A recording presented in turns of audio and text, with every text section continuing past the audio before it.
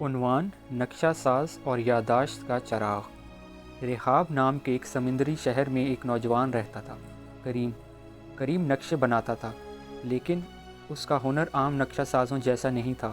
وہ نہ صرف گلی کوچے اور پہاڑ دکھاتا بلکہ شہر کے وہ خاص مقام بھی نشان زد کرتا جہاں زندگی کے راز چھپے ہوتے تھے۔ مگر ایک جگہ ایسی تھی جو وہ کبھی مکمل نہیں کر سکا: طے شدہ ساحل۔ یہ وہ کنارہ تھا جہاں جہاز آتے تو سامان لاتے، مگر جاتے ہوئے لوگ ساتھ لے جاتے، اور پھر کبھی ان کا کوئی پتہ نہ چلتا۔ اسی ساحل نے برسوں پہلے کریم کی بہن فاطمہ کو بھی لے لیا تھا۔ وہ ایک شام گھر سے نکلی اور پھر کبھی واپس نہ آئی۔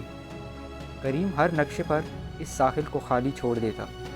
اس کے دل میں ہمیشہ سوال رہتا کہ اس کنارے کے پار کیا ہے اور فاطمہ کہاں ہے۔ ایک شام بازار میں ایک اجنبی آیا۔ اس کے کندھوں پر کالا چوغا تھا اور ہاتھ میں ایک چھوٹا سا پیتل کا چراغ۔ چراغ کے اندر روشنی ایسے دھڑک رہی تھی جیسے دل کی دھڑکن۔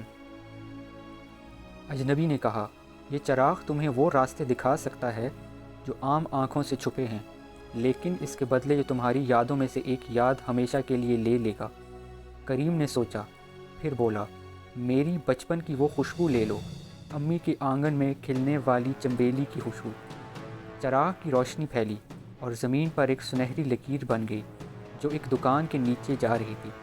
وہ لکیر کریم کو ایک سرنگ تک لے گئی جہاں میٹھے پانی کا چشمہ بہتا تھا۔ وہ پانی شہر والوں کے پیاسے بازار کو بچا سکتا تھا، اور بچا گیا۔ مگر اس رات کریم جتنا چاہتا چنبیلی کی خوشبو یاد نہ آتی۔ دوسری بار کریم نے کہا، میرے دل سے وہ گلی کا نقشہ مٹا دو جہاں میں نے لکھنا سیکھا۔ چراغ نے پھر راستہ دکھایا۔ اس بار ایک ساحلی پگڈنڈی جو ایک پرانے مدرسے تک جاتی تھی۔ وہاں چند لڑکیاں پڑھ رہی تھیں۔ ایک رجسٹر میں لکھا تھا فاطمہ۔ وہ حساب پڑھا رہی تھی، مسکرا رہی تھی جیسے برسوں کا بوجھ ہٹ گیا ہو۔ تیسری بار ایک بڑا امتحان آیا۔ بادشاہ نے حکم دیا کہ شہر کے عوامی چشمے بند کر کے محل کے باغات کے لیے پانی رکھا جائے۔ کریم جانتا تھا کہ چراغ سے ایک خفیہ چشمہ ڈھونڈا جا سکتا ہے جو پورے شہر کو بچا لے گا، مگر چراغ قیمت مانگتا تھا، اور اس بار وہ قیمت معمولی نہیں تھی۔ کریم نے کہا، میرے دل سے فاطمہ کا چہرہ لے لو۔ چراغ نے ایک آخری راستہ دکھایا اور کریم نے شہر کے لیے پانی کا خزانہ کھول دیا۔ لوگ جشن منانے لگے، مگر جب اس نے فاطمہ کی طرف دیکھا، وہ چہرہ اس کی یاد سے مٹ چکا تھا۔